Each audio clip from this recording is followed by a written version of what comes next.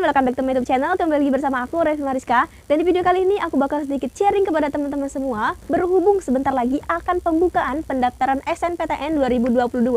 Nah, jadi di sini aku bakal sedikit sharing mengenai beberapa kemungkinan penyebab aku gagal di SNPTN 2021 di tahun kemarin. Kemungkinan yang pertama penyebab aku gagal SNPTN kemarin yaitu aku lintas jurusan. Yang mana pada waktu SMA kemarin aku merupakan anak IPA, anak sains. Yang mana itu kita harus mengambil golongan atau jurusan yang relevan yaitu di rumpun saintek, tapi aku malah nyebrang ke rumpun sosum. Jadi mungkin itu salah satu penyebab kenapa aku gagal di SNPTN, yang mana kita harus bersaing dengan anak-anak sosum, anak-anak IPS, sedangkan kita dari IPA, yang mana kita tidak mempelajari yaitu sejarah, sosiologi, ekonomi, dan lain sebagainya. Nah, mungkin nilai kita itu, skor kita itu akan sedikit berkurang karena kita lintas jurusan, karena nilai kita itu tidak ada atau mata pelajaran yang anak IPS tidak mempelajari pelajaran kita, seperti itu. Kemungkinan yang kedua yaitu tidak ada alumni yang lolos di universitas yang dipilih kemarin. Jadi pada tahun kemarin, tahun 2021, yaitu kemarin jurusan yang aku ambil yaitu jurusan yang tidak ada alumni di universitas yang dituju gitu. Dan aku sudah cari-cari beberapa informasi dari sekolah, dari kakak tingkat, kakak kelas aku gitu. Nah, mereka nggak tahu deh, katanya jurusan ini belum pernah lolos dari SMA kita. Jadi tidak ada alumni yang lolos di universitas kita. Bahkan alumni yang mengambil pilihan jurusan kamu itu sepertinya tidak ada juga gitu. Jadi tidak ada kemungkinan siswa kita yang pernah lolos di jurusan ini dan melalui jalur SNPTN ini. Jadi kemungkinan yang kedua yaitu tidak ada satupun alumni yang keterima di jurusan itu. Kemungkinan yang ketiga penyebab aku gagal SNPTN yaitu jurusan yang aku ambil itu rame banget peminatnya. Nah, mungkin pada kepo nih, jurusan apa tuh kak yang diambil pada saat kemarin. Nah, jadi aku kemarin tuh tergiur gitu ya, pengen masuk Fakultas Hukum gitu, ilmu hukum, jurusan ilmu hukum.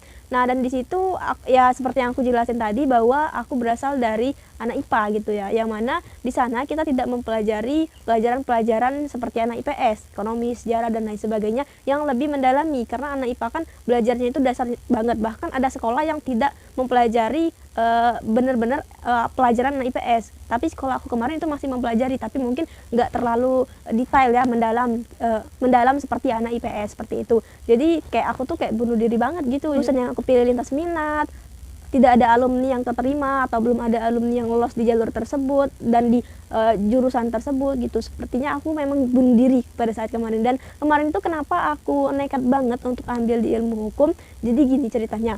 Nah, kemarin itu aku bingung, pada dasarnya, pada awalnya gitu, aku mau ambil jurusan ilmu komunikasi gitu. Tapi setelah aku cari-cari gitu ya, karena ada karenanya, karena kakak tingkat aku waktu itu pada tahun 2020, dia lolos di ilmu komunikasi melalui jalur SNPTN. Nah, di situ aku mikir, wah ini ilmu komunikasi juga agak sedikit relevan gitu dengan aku, dengan diri aku, aku juga berminat di jurusan ilmu komunikasi.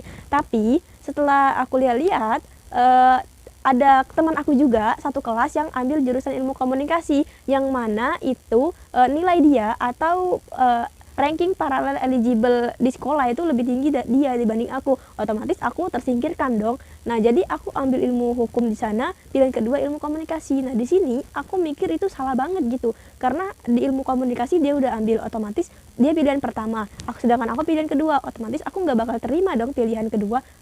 Seharusnya aku kemarin itu mengambil jurusan lain di pilihan kedua. Dan di ilmu hukum itu kayaknya aku nggak usah deh kemarin itu, karena aku juga sekarang baru mikir nih, kok aku ambil sih ilmu hukum kemarin itu, karena kalau aku pikir-pikir sekarang emang aku jago kah debat gitu, karena teman-teman aku itu banyak yang cerita gitu bahwa di ilmu hukum itu kita tuh harus debat terus, katanya ada aja di mata kuliah itu kita tuh debat gitu, ngomong terus pokoknya kayak gitu. Jadi itu mungkin beberapa penyebab juga aku nggak keterima di SNPTN 2022 gitu. Nah, untuk teman-teman, jika teman-teman itu pengen banget ambil jurusan itu, seperti yang aku bilang tadi, jurusan ilmu komunikasi yang aku pengen dari awal, tapi ada teman satu kelasnya yang lebih tinggi dari teman-teman nggak apa-apa. Kalau memang teman-teman nekat banget mau jurusan itu nggak apa-apa. Siapa tahu lulus dua-duanya. Kemungkinan di sana berdasarkan informasi yang aku cari ya, kemungkinan ada 2 orang di satu sekolah yang mengambil jurusan yang sama, kemungkinan dua-duanya akan lolos atau kedua-duanya tidak lolos, atau satu saja yang lolos diambil yang terbaik dari sekolahnya tersebut.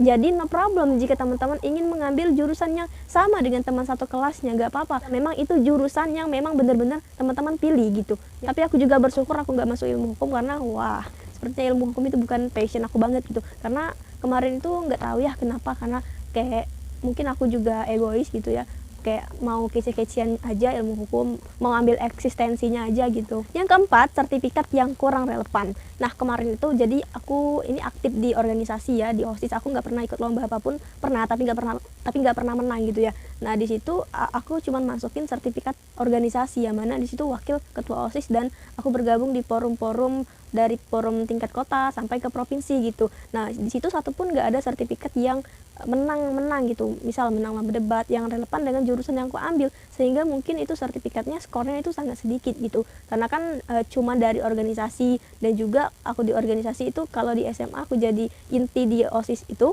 tapi kalau untuk di forum-forum itu aku cuma menjadi anggota di suatu forum tersebut gitu. Jadi mungkin sertifikat yang aku masukkan, tapi aku masukkan 3 sertifikat gitu, 3 sertifikat yang menurut aku itu terbaik banget di situ. Yang kelima penyebabnya yaitu grafik nilai aku yang turun naik ya. Jadi aku kemarin juga sempat memperhatikan bahwa nilai aku nih, waduh emang besar sih, menurut aku itu emang besar, tapi nilainya itu grafiknya turun naik gitu. Jadi aku kepikiran bahwa apakah ini nih penyebab aku gagal SNPTN gitu. Nah di sana aku lihat bahwa nilai aku dari semester 1 itu cukup tinggi gitu, dan di semester 2 juga agak bertahan, tapi di sana ada beberapa nilai mata pelajaran yang skornya itu turun sampai 3 angka, 2 angka, 4 angka gitu. Itu menurut aku sangat anjlok gitu, ke bawah banget gitu. Nah pada waktu itu menurut aku mempertahankan itu sangat sulit teman-teman. Ketika kita di semester 1 sudah mendapatkan nilai yang besar, nilai yang tinggi misal 87, nah bagaimana kita harus mempertahankan nilai tersebut, dan bagaimana kita bakal menaikkan nilai tersebut, meninggikan skor kita tersebut bagaimana.